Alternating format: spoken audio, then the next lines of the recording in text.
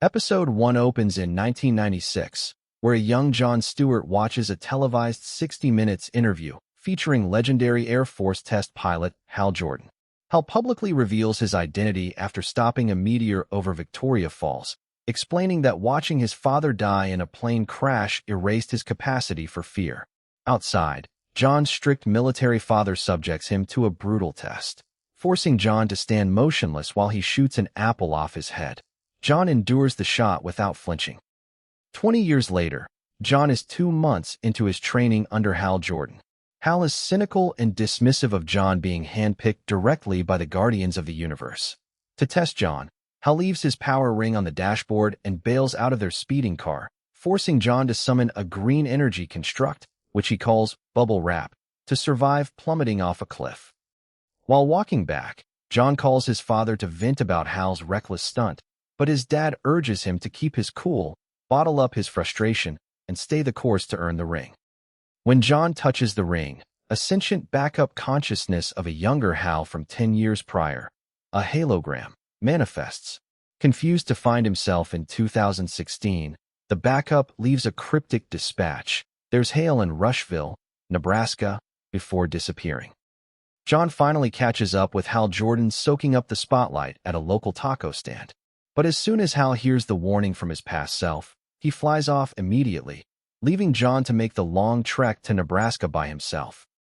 Hal and John regroup in Rushville at a local high school football stadium where 4 visitors were killed in an apparent mass shooting.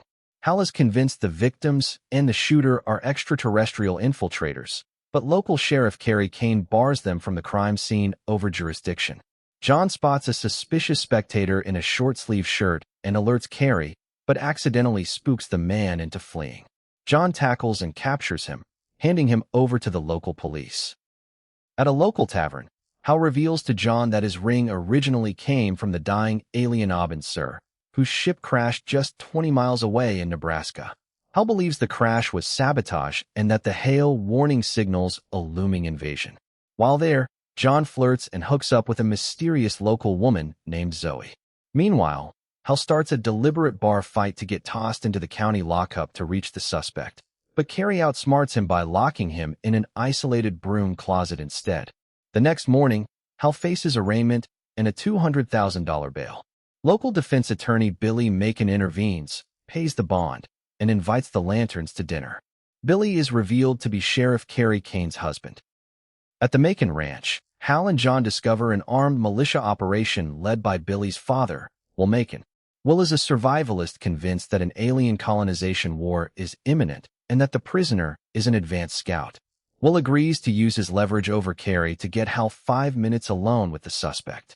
During dinner, John realizes with dread that Zoe, the woman he slept with the night before, is Will's wife, and Will appears quietly aware of the affair. Kerry reluctantly grants Hal access to the suspect, identified as truck driver Waylon Sanders.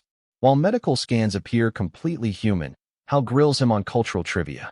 Sanders correctly recites complex Nebraska football statistics, but fails basic common knowledge questions about Harry Potter and Barack Obama. Exposed as an alien vanguard, Sanders confirms an impending war fueled by vengeance. He triggers an organic neutron device woven into his skeleton.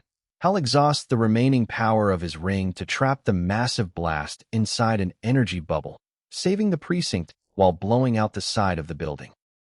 A decade later in 2026, John Stewart returns to Rushville and reunites with Kerry Kane.